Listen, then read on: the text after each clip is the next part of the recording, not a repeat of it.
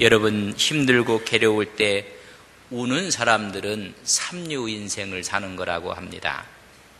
그저 원망하고 좌절하고 불평하고 자기가 살 소망을 잃어버리고 죽을 길이 어디인가를 찾는 사람들은 삼류의 인생을 사는 것입니다. 이류의 인생을 사는 사람들은 그저 참고 견디는 것입니다. 죽지 못해서 살지, 여러분, 이류의 인생을 사는 것입니다. 초인류를 사는 사람들은 오히려 힘들고 괴로울 때 여러분 웃는 것입니다. 찬양하고 기도하고 감사하는 것입니다. 한밤중이 찾아왔을 때 찬양하는 사람, 이런 사람이 인류의 인생을 살아가며 그의 신앙을 간직한 것입니다. 우리 옆에 있는 분에게 인류의 인생을 삽시다. 절망 때 찬양할 수 있는 사람, 괴로울 때 기도할 수 있는 사람, 여러분, 인류의 인생을 사는 것이고 가장 멋진 신앙인의 모습입니다. 바울은 자기의 전도 계획이 있었습니다. 근데 하나님께서 막으셨습니다. 에베소 지역으로 가고자 했을 때 성령이 막았고, 그곳에서 북쪽으로 동쪽으로 아시아로 가시려고 했을 때도 하나님이 막으셨습니다. 동이 아니라 서쪽이라는 것입니다. 밤의 환상 가운데 마게도냐에서 한 사람이 서서 건너와 우리를 도우라는 환상을 또 보게 됩니다. 트로아에서 배를 타고 네아볼리로 갔다고 성경은 말씀해 주고 있습니다. 11절에 보면 트로에서 배를 타고 네아볼리에 도착했다고 말씀을 해 주기를 성서는 직행했다, 그렇게 기록해 놓았습니다. 이튿날 도착했다고 말해 주고 있습니다. 여러분, 순풍이었습니다. 하나님의 뜻이었다는 것을 바울은 느낄 수가 있었습니다.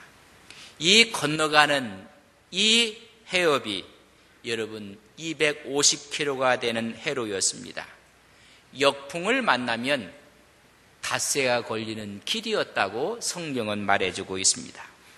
사도행전 20장 6절을 저랑 같이 한번 보겠습니다. 사도행전 20장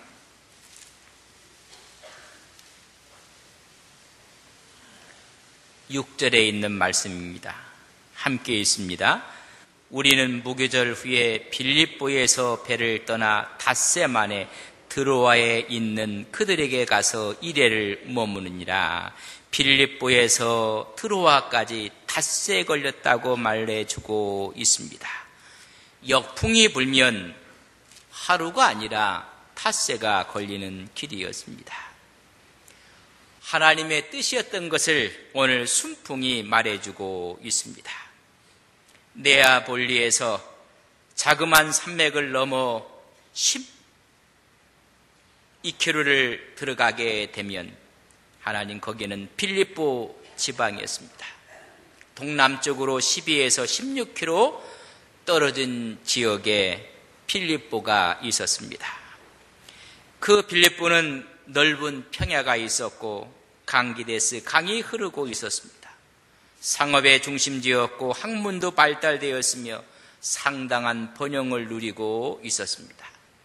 그렇기 때문에 마게도냐 지방의 첫 성이라고 12절에 말씀해주고 있습니다. 특별히 그곳은 아우구스투스가 승전한 기념을 해서 직활 식민지로 지정하고 많은 자유와 특혜를 누렸던 곳이 빌립보였습니다. 드디어 바울 일행이 하나님의 뜻에 따라서 빌립보에 도착하게 됩니다. 며칠을 유한 후에 기도처를 찾아 나서는 모습을 봅니다. 안식일 날 기도처를 찾기 위해서 강가로 나갔습니다. 빌립보에는 회당이 없었다는 것입니다. 유대인 10명이 모이면 회당을 짓고 그곳에서 하나님께 예배를 드렸습니다.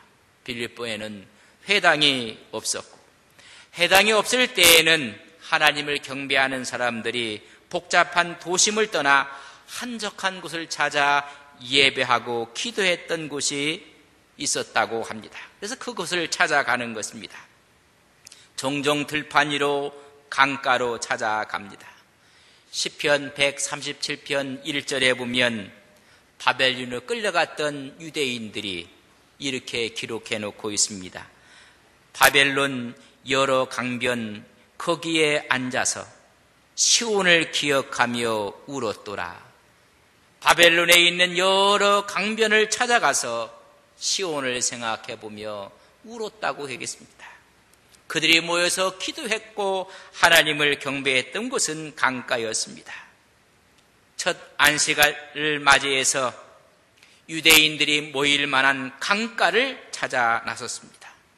바울 일행도 한적한 곳을 찾아서 조용한 강가에서 기도하고 싶었을 것입니다. 마침 강가에 나갔더니 모인 여자들의 모임이 있었습니다. 유대인의 몇 사람들과 하나님을 경외하는 이방인 여자들이 모여서 기도하는 자리를 찾게 되었습니다. 여러분, 그곳에 거상 부자가 있었는데 그 사람이 누디아입니다. 성서는 말하기를 자주장사라고 했습니다. 그들에게 바울이 복음을 증거했고 그들은 마음문을 열어서 그 복음을 받아들였고 또한 그들은 세례를 받아서 그와 그 집이 다 구원을 받게 되었습니다. 여러분, 이것이 빌립보 교회가 태동하게 된 것입니다. 누디아가 더 있기를 강청하며 그 집이 교회가 돼서 바울 일행이 머물고 있었을 때 신접한 여인 하나가 있었습니다. 16절에서 18절에 보면 점치는 귀신 들린 여종이라고 했습니다. 16절에 보면 점으로 그 주인들에게 큰 이익을 주는 자라. 이 귀신 들린 여자를 소유하고 있는 사람이 한 사람이 아니었습니다. 여러 주인들이라고 표현해주고 있습니다. 이 귀신 들린 여자가 점을 침으로 상당한 수입을 얻게 되었습니다. 그 수입을 여러 명의 주인들이 다 착취하고 있었다는 것을 우리는 성경의 말씀을 통해서 주인들이라는 그 복수를 통해서 알 수가 있습니다. 이 여인은 참으로 가련한 여인이었습니다. 귀신에게 사로잡혀서 사람의 역할을 감당 못했고, 두 번째는 사람들에게 매임을 당하고 자유함이 없었다는 것입니다. 이 귀신 들린 여자가 바울 일행을 따라다니면서 소리를 지릅니다. 그 소리를 지르는 것을 17절에 이렇게 기록했습니다. 이 사람은 지극히 높은 하나님의 종으로서 구원의 길을 너희에게 전하는 자라. 소리를 지르는 것입니다. 처음에는 바울 일행도 묵인을 했습니다. 그러나 계속 귀신 들린 여자가 이 이야기를 함으로 바울이 심히 괴로웠다고 이야기해주고 있습니다.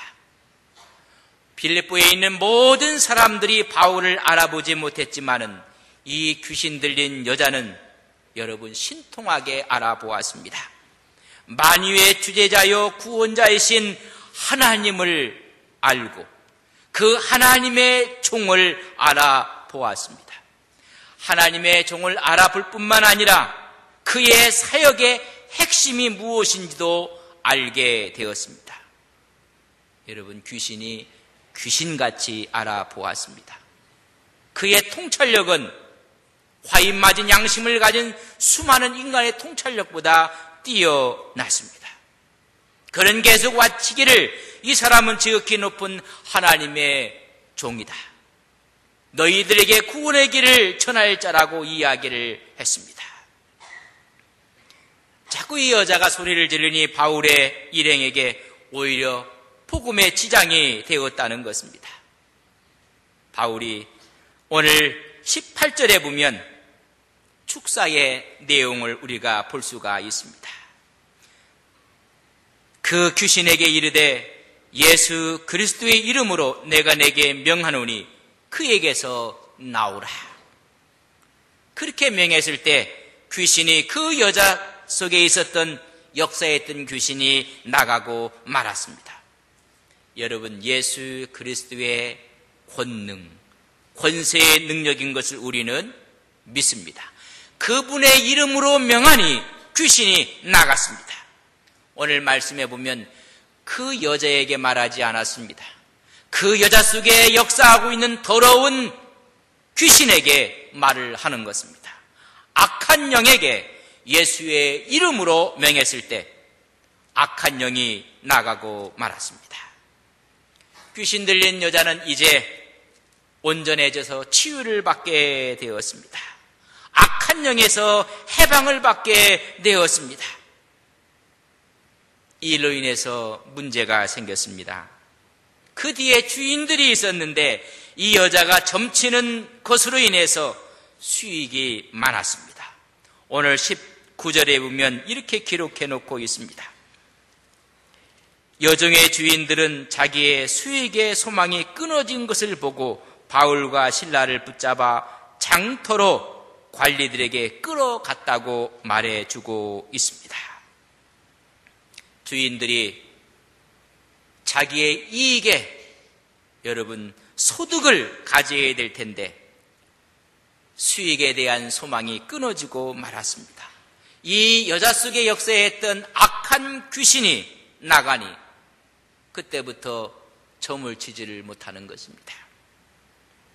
한 영혼이 온전해진 것에 대해서 기뻐하는 것이 아니라 주인들은 내 수익이 이제는 끊어졌다고 생각하고 있는 비인간적인 모습들을 볼 수가 있습니다. 한 사람이 귀신 들렸다가 풀려나 해방돼서 온전한 사람이 됐을 때 기뻐하는 것이 아니라 이 일로 인해서 내 수익원이 끊어졌다는 것입니다. 바울과 실라를 무고하고 관원 앞에 가서 고발을 하게 됩니다. 이들이 분노했던 이유는 자신들의 이익이 없어진 것입니다. 물질적인 소득이 끊어진 것 때문에 분노했습니다. 여러분, 그러나 고발하는 내용은 이런 자기의 이권과는 아무 관계가 없는 것으로 고발하고 있는 내용을 우리는 주의 깊게 볼 수가 있습니다. 첫째는 민족적인 감정을 들어서 고발을 합니다. 유대인이다. 그 당시 유대인에 대한 편견이 있었고 유대인들이 박해를 받고 있었던 시대입니다.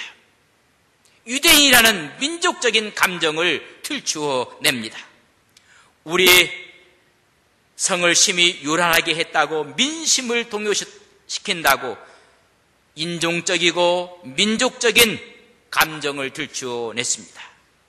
두 번째는 로마 사람인 우리가 받지도 못하는 행하지도 못할 풍속을 전한다고 오히려 그를 고발했습니다.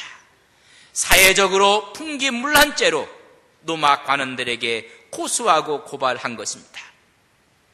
자기의 이권, 기득권은 감추고 여러분 종교적이고 인종적이고 사회적인 것으로 포장해서 그를 고발하고 말았습니다. 사악한 자들의 교활한 수법입니다. 대부분의 문제가 있는 곳을 가보면 그럴싸한 포장을 다 해놓았습니다. 그러나 속을 들여다보면 돈입니다. 기득권입니다. 자기의 수익원이 끊어진 것을 알고는 이들이 분노하고 고발했을 때 그 이야기는 다 감추고 말았습니다.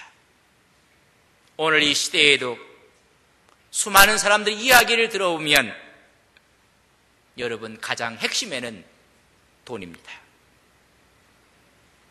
여러분 돈을 사랑하는 것이 일만하게 뿌리라고 했습니다. 이런 고발을 통해서 관원들이 옷을 찢어 벗기라고 이야기했고 매로 치라고 이야기합니다. 그리고 옥에 가두라고 관원들이 명을 내렸습니다. 왜 옷을 벗깁니까? 매로 칠 때 더 아픔을 더하기 위해서 옷을 벗겼습니다. 그리고 옥에 가두었습니다. 많이 친 후에 옥에 가두었는데 그 옥도 깊은 옥이었다고 했습니다. 지혜와 감옥에 그를 감금했습니다. 발에는 착고를 채웠다고 했습니다. 착고는 고문의 일종의 도구입니다. 고통을 가중시키기 위해서 착고를 채우고 지혜의 감옥에 가두고 말았습니다. 인생에게 가장 절망의 순간이 찾아왔습니다. 가장 힘든 시간, 인생의 캄캄한 밤이 찾아온 것입니다. 25절에 말하기를 한밤중이었다고 말했습니다. 인생에게 한밤중이 찾아올 때가 있습니다.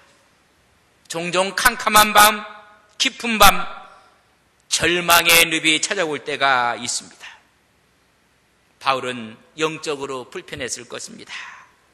괜히 귀신 들린 여자를 고쳐줌으로 이 고생이 무언가. 육신적으로 너무나 아팠을 것입니다. 옷은 찢겨졌고 매는 수없이 맞았고 깊은 감옥에 지금 착고에 쳐서 갇혀 있습니다. 심리적으로 억울했을 것입니다.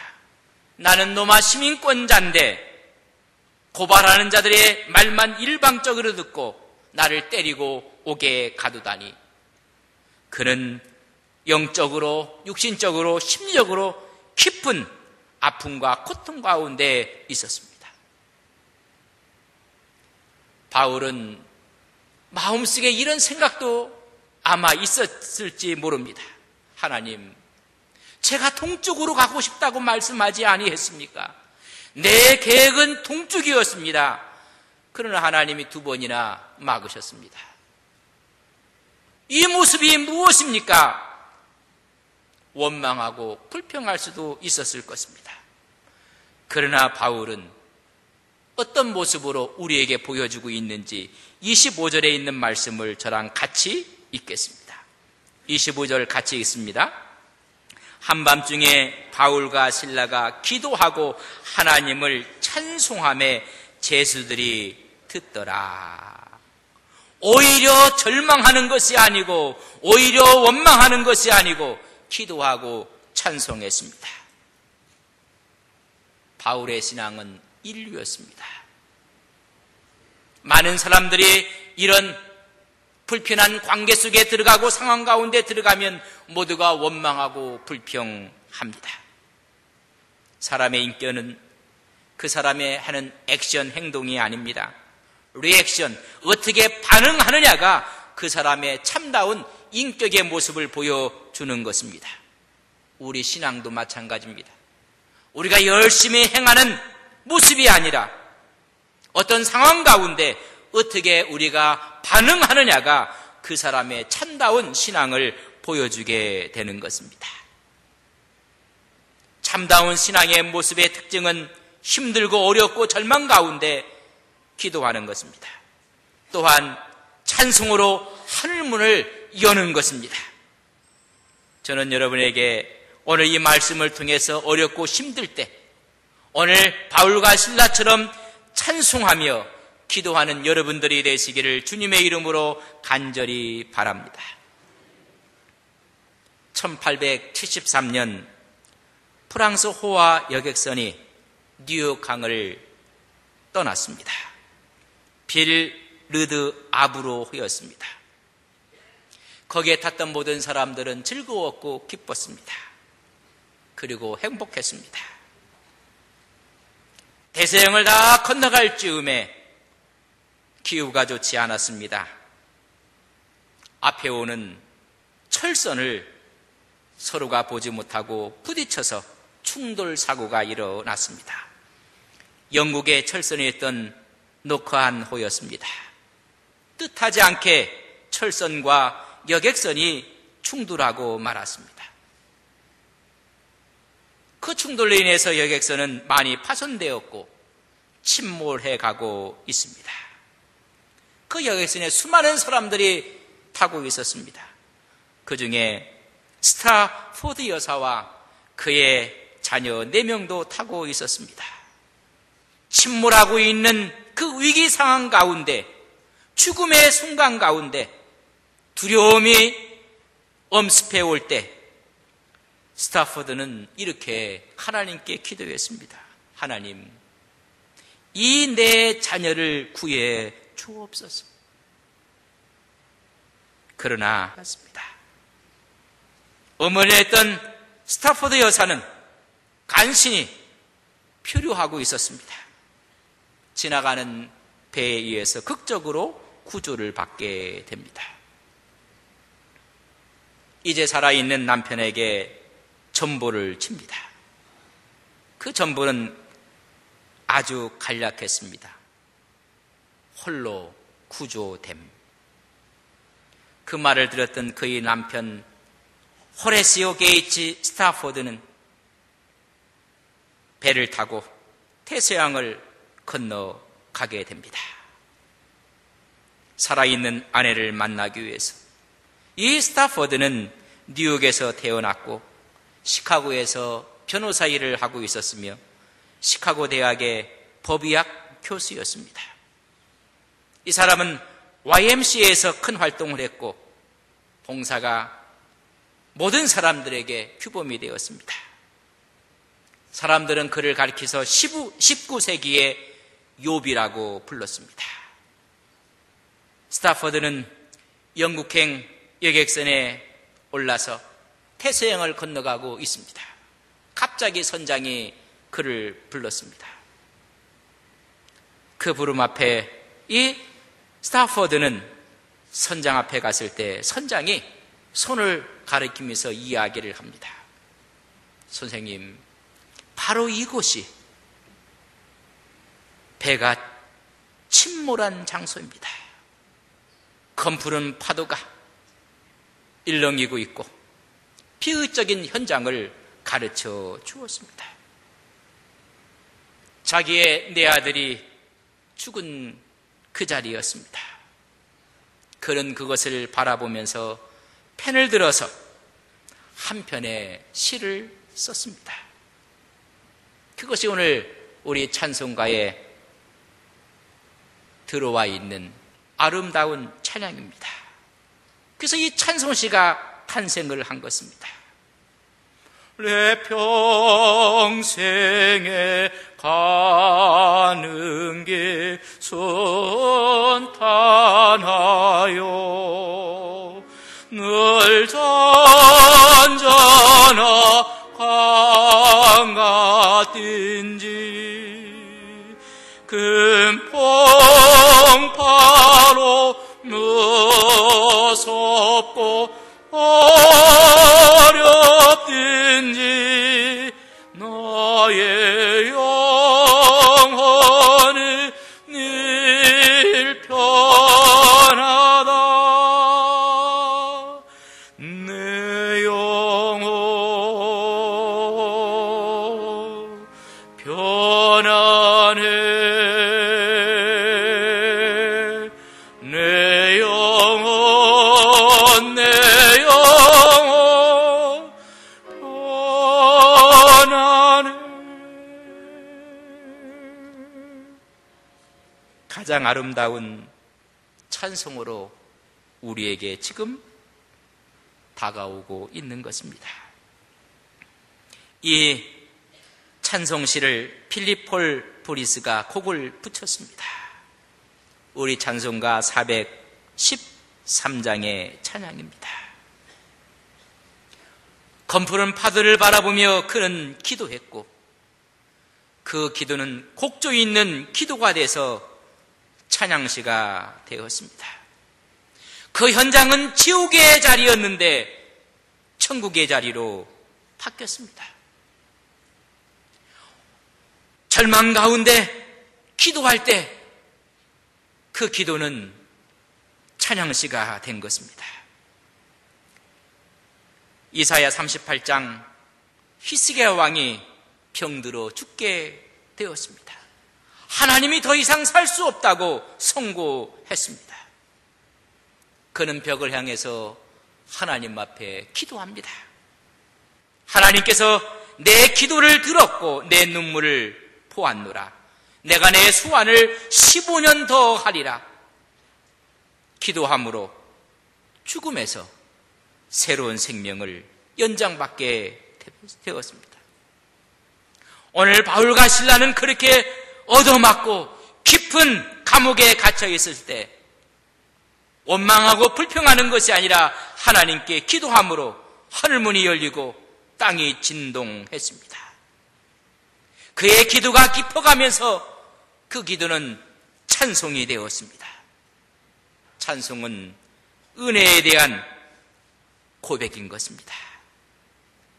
탄식이 찬송으로 바뀌고 감옥이 천국으로 바뀌는 현장이었습니다. 감옥이 아니라 수도원처럼 기도가 찬송이 울려 퍼지게 되었습니다. 많은 분들이 감옥과 수도원은 같다고 합니다. 같은 점도 많고 다른 점도 있다고 이야기를 합니다. 우리 교회가 성지를 갔다 왔을 때 시내산을 저희들 다 같이 올라갔습니다. 어두운 새벽에 올라갔기 때문에 그곳에 수도원을 보지 못했습니다. 시내산 정상을 올라가서 예배를 드리고 찬양하고 내려올 때 우리는 그 수도원을 목격하고 보았습니다. 그 수도원은 여러분 들어가는 곳이, 여러분 나오는 곳이 없습니다. 한 번 들어가면 나올 수 없는 곳이 수도원입니다. 그 안에 살고 있는 사람들이, 수도사들이 먹을 것도 큰 망루를 져놓고, 여러분 바구니 같은 데다가 도르래로 해갖고 내려서 그곳에 담으면 그것을 도르래로 끌어올려서 그곳에 있는 사람이 먹게끔 되어 있습니다. 외부로 나오고 싶어도 그 도르래를 이용해야 됩니다. 여러분, 수도원과 감옥이 그래서 같은 점은 나갈 곳이 없다는 것입니다. 수도원과 감옥은 자유가 없습니다. 그곳에서는 가정생활을 할 수가 없습니다. 독신생활을 해야 됩니다. 그곳은 사유재산이 없습니다. 있다면 엄격한 규율만 있을 뿐입니다. 그러나 다른 점이 있습니다. 감옥은 강제로 갇히는 곳이라면 수도원은 자원하여 갇히는 곳입니다. 감옥은 불평과 원망이 있는 곳이라면 수도원은 감사와 기쁨이 있습니다. 감옥은 탄식이 있는 곳이라면 수도원은 감격이 있는 곳입니다. 감옥은 죄성이 드러나는 곳이라면 수도원은 영성이 드러나는 곳입니다. 감옥은 지옥이라면 수도원은 천국입니다. 바울과 실라가 지옥 같은 감방을 천국으로 만들었습니다. 기도와 찬송이었습니다.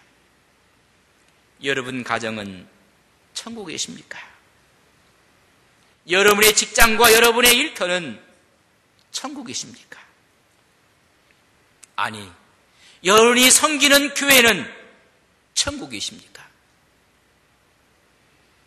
거기에 기도가 있고 찬양이 있으면 깊은 감옥도 천국이 되는 것입니다. 그러나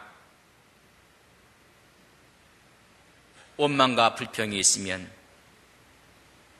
우리의 신앙생활도 지옥이 된다는 것을 아셔야 합니다. 찬송과 기도 소리에 옥문이 열렸습니다. 모든 매에 있는 것이 다 벗겨졌습니다.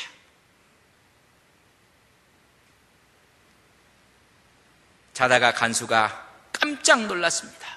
옥문이 다 열려져 있었습니다. 아, 죄수들이 다 도망갔구나. 칼을 빼 자결하려고 했습니다. 모든 책임은 간수가 져야 되기 때문에 그렇습니다. 바울이 이야기합니다. 내 몸을 상하지 말라. 우리가 다 여기 있느니라. 간수는 무서워 떨면서 바울과 실라 앞에 엎드렸습니다. 내가 어떻게 하여야 구원을 받으리까? 바울은 거침없이 주 예수를 믿으라, 그래야면 너와 내 집이 구원을 받으리라 말씀하고, 주의 말씀을 전하고 그들이 말씀을 받아들이고 그 집으로 초청하여 모두가 세례를 받고 하나님을 믿게 되고 큰 기쁨을 얻게 되었습니다. 여러분, 그 다음 날 상관이 저 죄수들을 석방하라는 이야기를 듣게 되는 것입니다. 오늘 이런 기쁨과 감격이 감옥이 아니라 감옥을 천국으로 만들 때 구원의 역사와 하나님의 복음의 영향력이 새롭게 증거되는 것입니다. 저는 이 설교를 준비하며 한 가지를 더 묵상을 했습니다. 베드로도 감옥에 갇혔습니다. 또한 오늘 바울도 감옥에 갇혔던 사건이 베드로 12장, 사도행전 12장 베드로 사건, 사도행전 16장은 바울 사건입니다. 다 모두가 기적적으로 구출되었습니다. 하나님의 역사였습니다. 옥문이 열리고 메인 세사들이 다 풀어져 나갔습니다. 그러나 그를 지켜보고 그를 지켰던 사람들에 대한 결과는 너무나 달랐습니다. 베드로를 지키고 있었던 사람들은 모두가 죽었습니다. 사도행전 12장 19절에 보면 신문하여 그 병사들을, 간수들을 죽이라 말했습니다. 바울을 지켰던 간수는 세례를 받고 구원을 받고 기쁨을 얻게 되었습니다. 무슨 차이입니까? 어떤 차이가 이 사실을 오늘 우리에게 주는 메시지가 무엇입니까? 베드로, 내일을 죽을 것을 알면서도 깊은 잠을 잘 수 있다는 여유, 신앙입니다. 바울과 실라도 매를 맞고 아픈 가운데 그 밤에 기도하고 찬양한 것도 신앙입니다. 모두가 신앙의 모습이었습니다. 그러나 그 결과는 왜 달랐을까? 베드로는 잠을 잤습니다. 바울과 실라는 기도하고 찬양할 때 그것을 그들이 들었다고 했습니다. 믿음은 들음에서 나는 것입니다. 저렇게 얻어맞고 저렇게 고통과 아픔 가운데 있는 사람들이 저런 아름다운 찬양을 드릴 수가 있을까? 저런 아름다운 기도를 드릴 수가 있을까? 원망의 기도가 아니라 감사의 기도였었고, 불평의 말이 아니라 기쁨의 찬양을 드릴 수 있단 말인가? 그들이 기도와 찬양을 성서는 그들이 들었다고 이야기해주고 있습니다. 들었던 그들은 다 살아났습니다. 듣지 못했던 사람들은 다 죽고 말았습니다.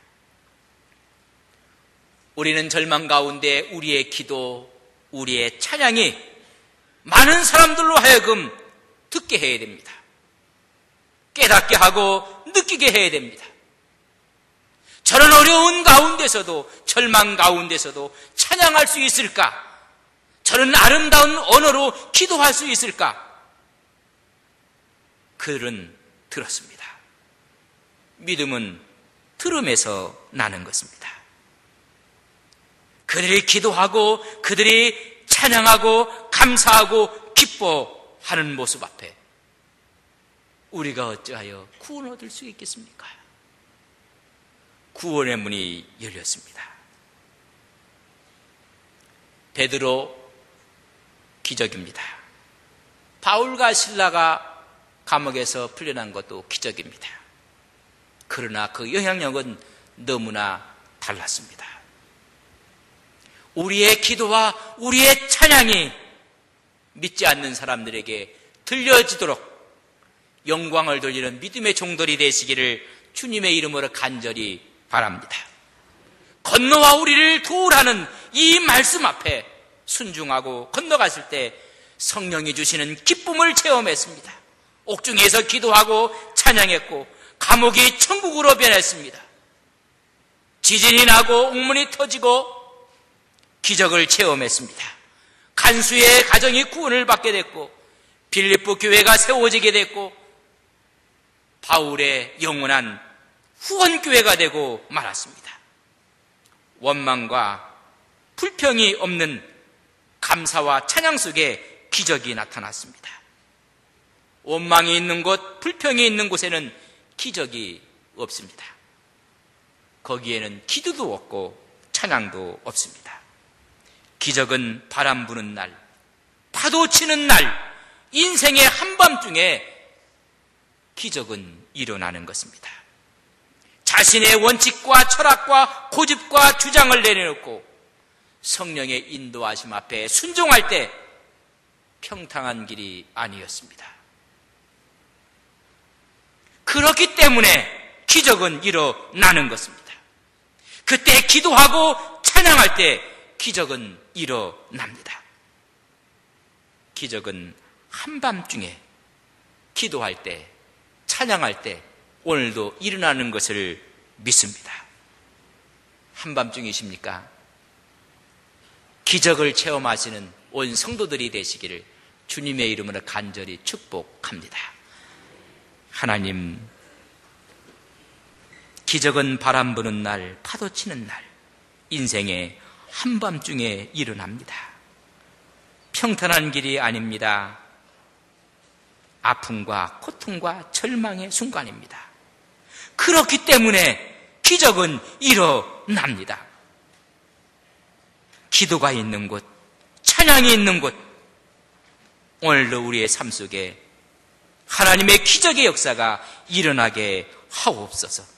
기적은 한밤중에 기도할 때, 찬양할 때 일어남을 깨닫게 하옵소서. 예수님의 이름으로 기도 올리옵나이다. 아멘.